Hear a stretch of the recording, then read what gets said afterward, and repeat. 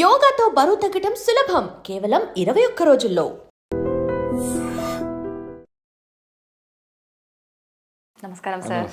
Sir, ఈ మధ్యకాలంలో అయితే చాలామంది చెప్తున్నారు, అంటే ఏంటి, ప్రోటీన్ మీకు మంచిగా సమృద్ధిగా ఉండాలి అంటే నాన్ వెజ్లో ప్రోటీన్ ఉంటుంది, నాన్ వెజ్ తినండి అని. కొంతమంది చెప్తుంటారు, లేదు ఆకుకూరలు చాలా మంచిది, కాయగూరలు చాలా మంచిది. అసలు నిజంగా నాన్ వెజ్ అనేది మంచిదేనా సార్, తినొచ్చా? ఇప్పుడు మనము అంటే నేను నా ఒపీనియన్ చెప్తా. ఇది నాన్ వెజిటేరియన్ అందరూ నా మీద ఏమనుకో నాకేం పర్వాలేదు. నేను 30 years నుంచి వెజిటేరియన్, మోర్ దెన్ 30. నా హిమోగ్లోబిన్ 15.2.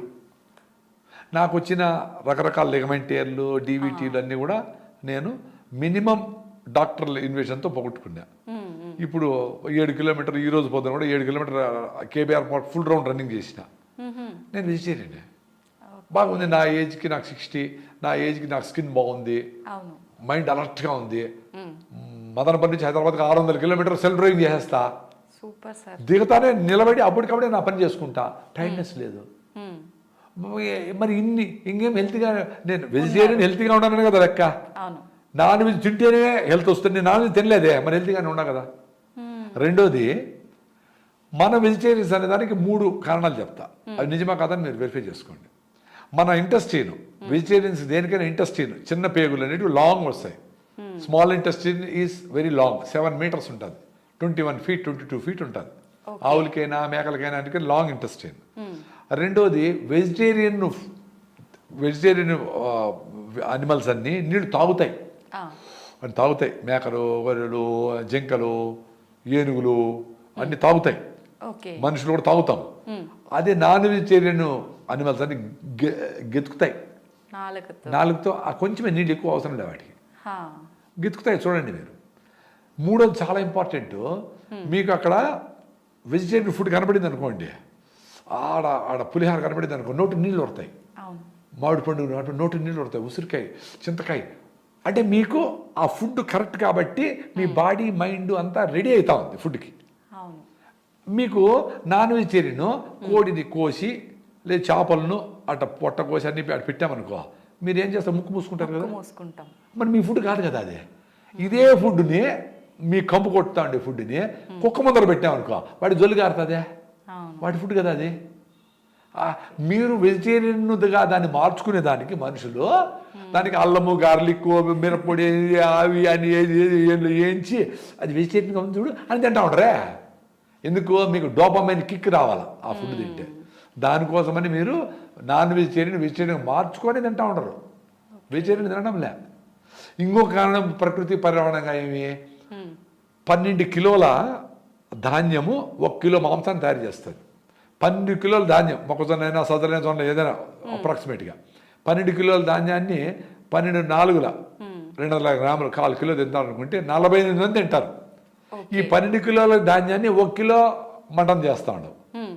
సో 1 kilo ఇద్దరే తినేస్తారు. లేదు 4 తింటారు అనుకో, పోనీ 200 అనుకుంటే కూడా. సో 48 మందికి సరిపోయే భోజనము 4 తినేస్తా ఉన్నారు. రెండోది, ఈ ధాన్యం తయారు చేసేదానికి ఇన్ని నీళ్ళు కావాలి కదా. 1 లీటర్కి ఎంతో లెక్క నేను గుర్తులేదు, ఇలా మర్చిపోయినా. 1 kg తయారు కావడానికి ధాన్యము, రైస్కి అయితే 1300 లీటర్లు, మొక్కజొన్నకైతే కొంచెం తక్కువ ఏదో ఉన్నాయి. ఈ నీళ్ళన్నీ వేస్ట్ చేసి వాడి ధాన్యం తయారు చేసినాం. మళ్ళీ ఈ కోడినో మేకనో పెంచేదానికి దానికి మళ్ళీ ధాన్యం వేసి, దానికి ఫీడ్లు వేసి, గీళ్ళు వేసి, ఇవన్నీ వేసి దానికి ఇన్ని నీళ్లు వేస్ట్ చేసి వాడి మళ్ళీ దాన్ని తయారు చేసినాము. ఎంత కరెంటు, ఎంత న్యాచురల్ రిసోర్స్, ఎన్ని నది నీళ్లు, ఎంత రిసోర్సెస్ అవసరం ఏముంది. ఇది చెప్పేసి మనం నాన్ వెజిటేరియన్ మీ ఇష్టం, ఇంకా నేను తినొద్దో చెప్పాలా, తిని హ్యాపీగా ఉండండి, మేము తినకుండా కూడా హ్యాపీగా ఉన్నాము. మేము ప్రోటీన్ కోసమని సాయంత్రం పొద్దున్నే ఓకే మిల్లెట్స్, పల్లీల చట్నీ, పల్లీలు మంచి ప్రోటీన్ కదా. ఇంకా పప్పు ధాన్యాలు ఫుల్గా పప్పు వేసుకొని కుమ్ముతాం వేసి బాగా. ఇంకా సాయంత్రం అయ్యేటప్పటికి శనగలు, అలసందులు, బొబ్బర్లు అంటారు ఆంధ్ర సైడ్, పెసలు, ఆ తర్వాత ఇది శనగలు, నల్ల శనగలు, తెల్ల శనగలు, ఇవన్నీ బాగా ఉడకబెట్టి దానికి బాగా తెరమాత పెట్టి ఆనియన్స్ వేసి, నిమ్మకాయ విండి, కొబ్బరి తురుము వేసి ఇంత తిన్నామనుకో రోజు వస్తుంది కదా ప్రోటీను. ఓకే, కొబ్బరి తురుము కూడా వేసుకుంటారా? టేస్ట్గా ఉండేదానికి. ఓకే, కొబ్బరిలో ఫైబర్ ఉంటుంది. కొబ్బరి మీకు బ్రెయిన్ టానిక్ అని, బ్రెయిన్ టానిక్ కొబ్బరి. అందుకనే డాక్టర్ బిఎం హెగ్డే గారు కొబ్బరిని సూపర్ అన్నారు. మనమే కొబ్బరి తింటే కొలెస్ట్రాల్ వచ్చేస్తుంది అని చెప్పి అందరూ కొబ్బరి అనేది bad propaganda, wrong propaganda. Digestion problem కూడా ఉంటుంది, అరగదు కొబ్బరి తింటే అంటుంటారు సార్ చాలా మంది. అదే ఇప్పుడు మీరు ఏం పెడితే అది అరిగించాలి, మీ బాడీ రెడీ అవుతుంది, మీ సిస్టమ్ రెడీ అవుతుంది. ఇప్పుడు మీరు మంచిగా కొర్రలు, సాములు, రాగి ముద్ద, జొన్న రొట్టెలు దీన్ని బాగా పనిచేస్తూ ఉంటే దాన్ని అరిగించే దానికి సరిపోయే మైక్రో ఆర్గానిజం, మైక్రోబ్స్ లోపల తయారవుతాయి. మీరు స్టైల్గా లోపలికి ఏదైనా బుడుక్కని లోపల పోయి వేసారనుకో, బుడుక్కని బయట వచ్చేదానికి ఏమేమి చేస్తా ఆ వ్యవస్థ రెడీ అయి ఉంటుంది. సో మీరు కొర్రలు, సాములు, జొన్న రొట్టెలు స్టార్ట్ చేశారనుకో, కొబ్బరి, శనగలు కొన్ని ఎక్కువ తినే స్టార్ట్ చేశారనుకోండి, ఏది స్ప్రౌట్స్ ఏదైనా వారానికి ఒక రోజు మీరు మొలకలు కూడా తింటే మంచిదే. వారానికి ఒక రోజే, రోజు కాదు. రోజు తాగితే గ్యాస్ ట్రబుల్ రావచ్చు. అవి తినేదాన్ని తిన్నప్పుడు వాటిని డైజెస్ట్ చేయడానికి సరిపోయే మైక్రోబ్స్ ఆ సిస్టమ్ లోపల రెడీ కావాలి కదా. అది వారమో నెలలో పడుతుంది. అదే నాకు అరగలేదు నిలిపేస్తే ఎట్లా అరుగుతుంది? ఇప్పుడు చెరుకు పెట్టే గానిలో ఇనపరాళ్ళు పెట్టామనుకో, రాయి వేసామనుకో, కరుగుతుందా? అంతే కదా. మీ సిస్టమ్ ఈజీగా అలవాటైంది, దానికి కాదు. కొన్ని రోజులు ట్రై చేయండి. 2 స్పూన్లు కొబ్బరి నూనె తాగండి పొద్దున్నే. బ్రెయిన్ టానిక్ అది. మనకు ముసలితనంలో వస్తుంది చూడు, డెమెన్షియా, పార్కిన్సన్స్, అదిరే రోగాలు, ఇట్లా వాటికన్నిటికీ కౌంటర్ అవుతుంది. పొద్దున్నే రోజు మీరు తాగండి కొబ్బరి నూనె 2 స్పూన్లు. చిన్నపిల్లలకు 1 స్పూన్, పెద్దలు 2-3 స్పూన్లు తాగండి. అది అద్భుతాలు చేస్తుంది. తర్వాత మీ బ్రేక్ఫాస్ట్తో పాటు 2 రోజులు నువ్వుల లడ్డు, 2 రోజులు పల్లీల లడ్డు, 2 రోజులు కొబ్బరి లడ్డు, ఇవి తాగండి. మీరు 1 మంత్లో 2% హిమోగ్లోబిన్ పెరుగుతుంది. ఇది అద్భుతం, ఇంకేం అవసరం లే. మీరు లడ్డు చేసే టైం లేకపోతే మీ బ్రేక్ఫాస్ట్ టేబుల్ మీదనే ఒక గ్లాస్ బాటిల్లో నువ్వులు కొద్దిగా వేస్తే టేస్ట్గా ఉంటాయి, ఫ్లేవర్ బాగుంటుంది. వేయించారు పెట్టండి. బెల్లం ముక్కలు అంత మొక్కలు చేసి పెట్టండి. ఆర్గానిక్ బెల్లం, నల్ల బెల్లం, తెల్లగా ఉండేది కాదు. తెల్లగా ఒరిజినల్గా ఏమైనా రైస్ చేస్తే తీసుకోండి, కానీ తెల్లదాని కోసం కెమికల్స్ కలుపుతారు, అది మంచిది కాదు. హైడ్రోస్ అన్ని కలుపుతారు, అది మంచిది కాదు. పల్లీలు రాత్రి నానబెట్టేసి పొద్దున్న అన్ని పల్లీలు 2 రోజులు పెట్టండి. బెల్లం, పల్లీలు, బెల్లం 2 రోజులు కొబ్బరి కొట్టేసి కొబ్బరి మొక్కలు బెల్లం పెట్టండి. సో మీరు లడ్డు చేయాలా, లడ్డు చేసే టైం ఓపిక లేకపోతే మీరు అట్లే నువ్వులు వేసుకొని బెల్లం ముక్క లోపల వేసుకోండి, లడ్డు లోపలనే తయారవుతుంది. ఏమైనా లడ్డు అయినా మనం తినే కదా తినేది, లడ్డు చేసే టైం లేదు, బిజీ కదా. ఏదైనా చిన్న పని చెప్తే అమ్మా పని టైం లేదే అంటాడు. మరి ఇన్ని మిషన్లు, ఇంత అదృష్టం, ఇన్ని లిఫ్ట్లు, ఇంత కరెంటు, ఇన్ని గ్రైండర్లు, ఇన్ని వచ్చినాయి కదా, ఇంకా టైం లేకపోతే ఎట్లా? ఆ కిచెన్ను గౌరవించి ఎవరో ఒకరు డెడికేట్ అయ్యి అమ్మో నానమ్మో 2 ఉద్యోగం చేయకుండా మొగుడో 40 పాకం బాగా నేర్చుకొని ఆయన చేసి మంచి ఫుడ్ ఇంట్లో తిని ఇల్లు సర్దుకొని ఇల్లు అన్నీ చూసుకొని చాలా పెద్ద పని అది. తమాషగా మహిళలు ఏమంటారు, ఏం చేస్తామంటే ఏం లేదండి ఇంట్లో ఉంటాను అంటే, ఇల్లు పెద్ద పని. నువ్వు చేసే ఉద్యోగం కంటే ఇల్లు మెయింటైన్ చేసి చాలా అద్భుతమైన, ఆకర్షణీయమైన, అందమైన, అవసరమైన పని. దాన్ని నెగ్లెక్ట్ చేసి ఎవరి చేతిలో పెట్టేసి పని వాళ్ళకి ఇచ్చేసి అవన్నీ ఏదో చేసేసి ఏదో ఆర్డర్ ఇచ్చి అది వచ్చేసి అది తింటా ఆ ప్లాస్టిక్ కవర్లో వేసుకొని వేడివన్నీ ప్యాకింగ్ చేసుకొని. నేను చూసిన చాలామంది సాంబార్ రసం అంతా ప్లాస్టిక్ కవర్లో ఎత్తుకుపోతాను.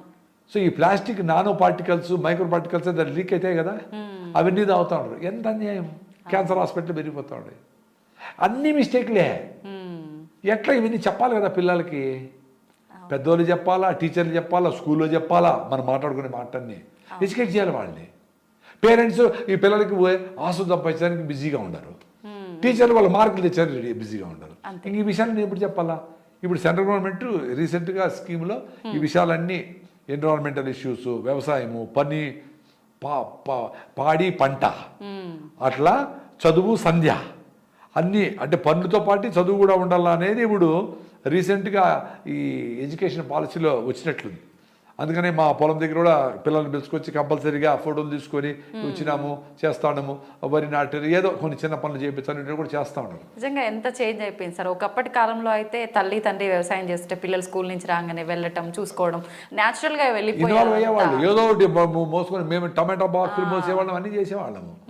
అందుకనే మేము హాయిగా ఉన్నాము. ఇప్పుడు మేము వ్యవసాయ కుటుంబము, వ్యవసాయంలో మా నాన్నకి మా అమ్మకి తోడుగా ఉన్నాం కాబట్టి, ఇంటి పనులు కూడా చేస్తున్నాం కాబట్టి మేము ఇప్పుడు అట్లా అందరితో కలిసిపోగలుగుతాం. అసలు వ్యవసాయము వ్యవసాయ విధానాలలో ఆ జాయింట్ ఫ్యామిలీస్ అనేదే పెద్ద సైన్సు. అవును. సో వీటిల్లో కలిసి బతుకుతా ఉన్నాం కాబట్టి మాకెవరు సపరేట్గా పర్సనాలిటీ డెవలప్మెంట్ ఏం అవసరం లే. పర్సనాలిటీ డెవలప్ అయిన వాళ్ళతోనే కలిసి ఉన్నాం కాబట్టి ఆటోమేటిక్గా వచ్చింది మాకు. తెలిసిపోయింది. అవును. సో నాకు ఎవరు కొత్త పాత ఎవరు ఏం లే.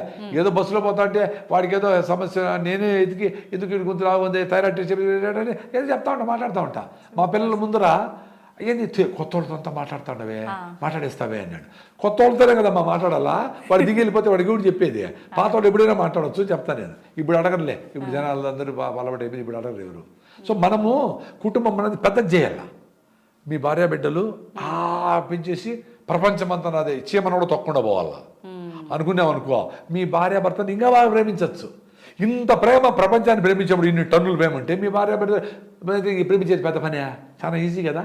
అందరూ వేస్ట్ ఫెలోస్ వేస్ట్ అనుకొని ఇంటికి వస్తానే అట్లా డార్లింగ్ అంటే ఎట్ట కుదురుతుంది, అది చెత్త ఆలోచన చెత్తది. I can love only my family అంటే మిగతా వాళ్ళందరూ ఏం గొర్రెలా. రిలేటివ్స్ ఏదైనా కష్టం వచ్చింది అనుకో, నాకు ఎవరు రాలేదు నేడుస్తూ ఉంటాడు. ఎవరైనా కష్టం వచ్చి నువ్వు పోయినావా లేదు, మరి ఎట్లా ఎక్స్పెక్ట్ చేస్తావమ్మా? రాంగ్, ఈ సైకాలజీ రాంగ్. మా ఇంట్లో మేము చిన్నప్పుడు మా అమ్మ ఎవరైనా గెస్ట్ వచ్చాను అనుకో, ఎవరు ఏమైనా కూడా అది వన్కి వచ్చింటే వాళ్ళు మాట్లాడే తీరును బట్టే 70 వేడి నీళ్ళు ఉంటాయి, అన్నం చేసి ఏదో చేసి పత్రం చేసి ఏదో దంచేసి ఏదో చేసి నూరేసి అన్న రెడీ ఉంది పోయి రానివాడు. మీరు ఉండారా, మీరు తింటారా, వచ్చినారా, మీరు తినేసి వచ్చింటారులే అన్న, ఈ మాట నేను లేవు. మీరు తింటా అంటే వంట చేస్తా, మీరు తింటారంటే వంట చేస్తా, ఏంది రాడు ఆయన ఏదో ఉన్నది మీరు తినే వచ్చినామా, అయినా కొంచెం తినేసిపోతానండి, భోజనం వచ్చాము కొంచెం వేస్ట్ అయిపోతుంది తింటున్నాండి, ఇట్లా వర్డ్స్ వాడేవాళ్ళు. ఇప్పుడు ఏమంటే ఎవరింటికన్నా పోవాలంటే ఎంతమంది వస్తామో, ఎప్పుడు వస్తామో, దేంట్లో వస్తామో, వెజ్జా నాన్ వెజ్జా, పిల్లలు వస్తూ ఉండరా, ఇన్ని చేస్తే పిల్లలు వస్తారని తెలిస్తే మమ్మల్ని నెత్తిపెట్టి లోపల పెట్టేస్తారు. ఎందుకు వాళ్ళు ఎరగొట్టేస్తారని వాళ్ళు పైన ఎక్కువ కాళ్ళు పైన పెట్టుకోలేరు. ఒరేనైనా అన్నింటి ప్లాస్టిక్ కవర్లు వేసుకొని మీరు ప్లాస్టిక్ కవర్ కూడా సావండి పెద్ద పెద్ద వాళ్ళందరూ. పిల్లలు వస్తే ఆరోగ్యంగా ఉంటారు, రొచ్చు పోస్తే పోతే తుడుచుకోండి, ఏమవుతుంది? ఎంత పిలిచేది ఎందుకు, వాళ్ళు వచ్చిన టెన్షన్ పడేది ఎందుకు? అందుకు ఎవరు పిలవడంలే, ఎవరు ఇంటికి పిలవడం. Okay will have a get together ఎక్కడ అంటే సరోవరం హోటల్ అదే ఇంటికి వస్తే పని ఎక్కువ గెలీజ్ అయిపోతుంది, మళ్ళీ క్లీన్ చేసుకోవాలని. అరే నీ ఇల్లు అందరి ఇల్లు మన ఇల్లే అనేవాళ్ళు, నా ఇల్లునే. ఇప్పుడు ఇంట్లో కూడా నా రూమ్ అంటున్నాడు పిల్లోడు, కూతురు రూమ్ వేరే కొడుకు రూమ్ వేరే. ఏంది ఎక్కడికి పోతా ఉండరు రా స్వామి.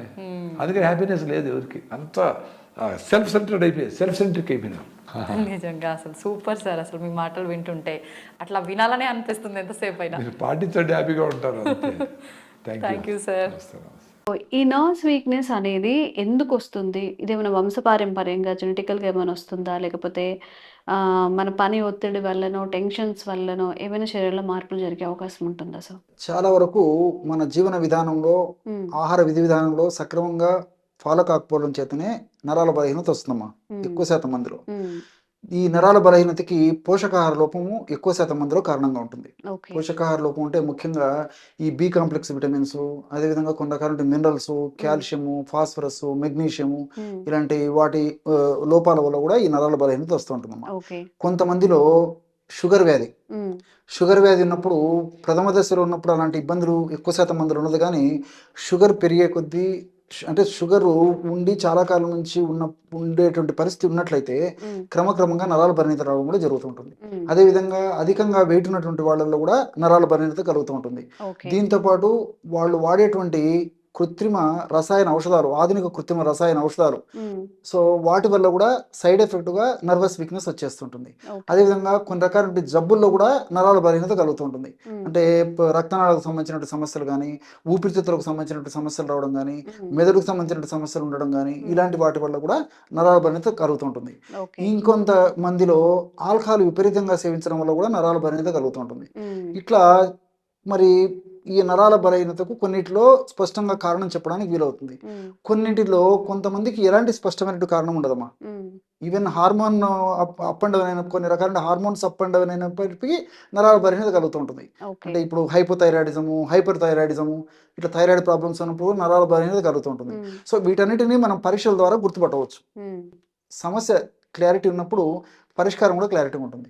కానీ కొంతమందిలో ఎలాంటి పరీక్షలు చేసినప్పటికీ అన్ని నార్మల్గా ఉంటాయి, కానీ నరాల బలహీనత, కాళ్ళు చేతులు తీపులు, నీరసము, నిస్త్రాణ, అంతుపట్టని అంతుచిక్క నీరసాలు, బలహీనత, ఆహారం బాగానే తీసుకుంటుంటాడు, నరాల బలహీనత, వీక్నెస్ అంటాడు.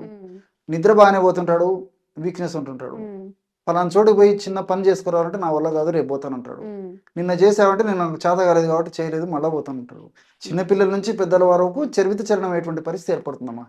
సో దీనికి ఏంటంటే పోషకాహార లోపం ఒక కారణం అయితే, పోషకరహితమైనటువంటి జంక్ ఫుడ్, ఫాస్ట్ ఫుడ్స్ విచ్చలవిడిగా విపరీతంగా తీసుకోవడం కూడా మరొక ప్రధాన కారణంగా చెప్పుకోవచ్చమ్మా. సో ఈ రోజుల్లో ఏమంటే ఆహారం ఎక్కువగా తీసుకుంటున్నాం కానీ పోషకరహితమైనటువంటి ఆహారం తీసుకుంటున్నాం. ఫర్ ఎగ్జాంపుల్ మనం 4 సార్లు 5 సార్లు 6 సార్లు 7 సార్లు ఆహారం తీసుకునేటువంటి పరిస్థితి ఏర్పడుతుంది. మరి పోషకాహార లోపం ఉండకూడదు కదమ్మా. ఇంకా మీకు ఎక్కువ ఫుడ్ తినేవాడికి ఇంకా నీరసం వచ్చేస్తుంది. సో దీనికంతా ఏం జరుగుతుందంటే మనం బ్రాడ్గా ఆలోచన చేస్తే కణాల్లో శక్తిని కలుగజేసేటువంటి మైటోకాండ్రియా అనేటువంటి నిర్మాణాలు ఉంటాయమ్మా.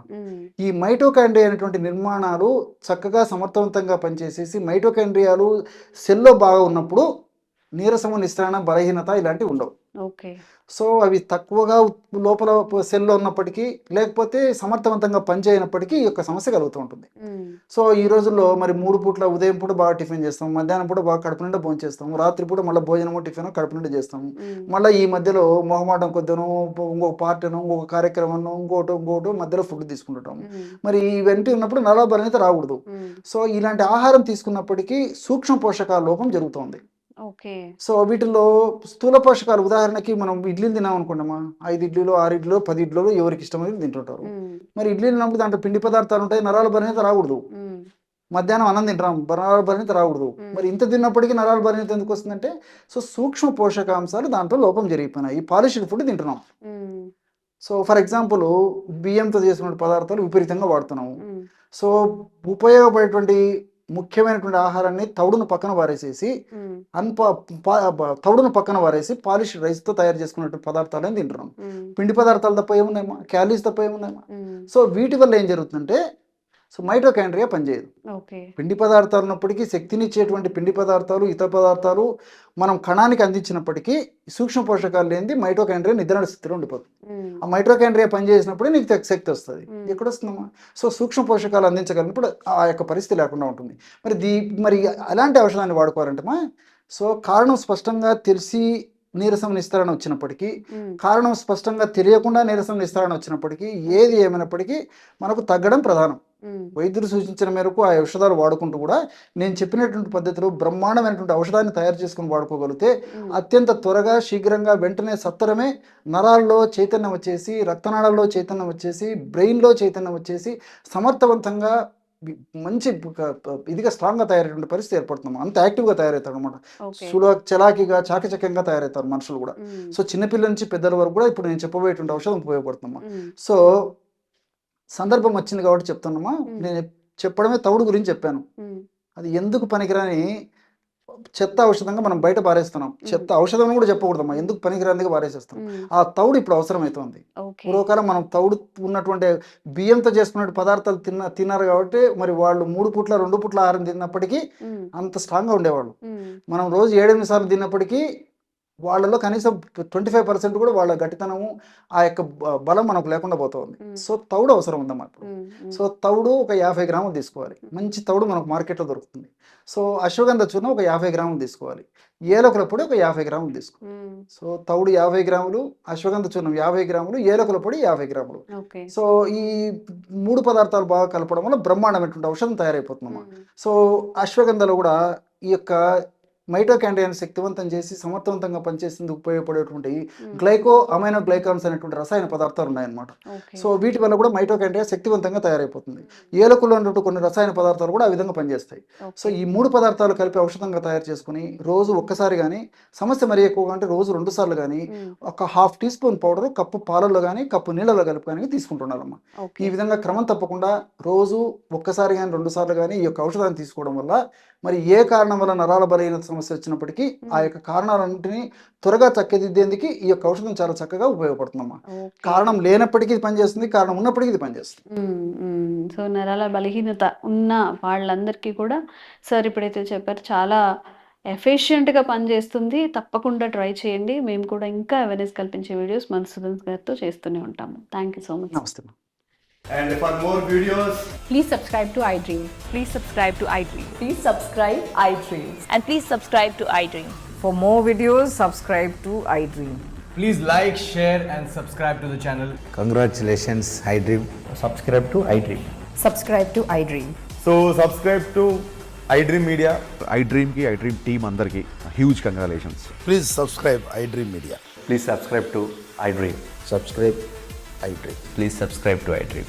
iDream అంటే నా కళల ఛానల్ను సబ్స్క్రైబ్ చేసుకున్న నోరు తిరుగుతలేదు, మీరైతే గంట గుర్తు కొట్టండి. For more such videos, please subscribe to iDream. Subscribe to iDream. Please subscribe to iDream. Please subscribe iDream Media. Please do subscribe to iDream. Please subscribe to iDream Media. For best entertainment and information, please subscribe iDream. And don't forget to subscribe to iDream.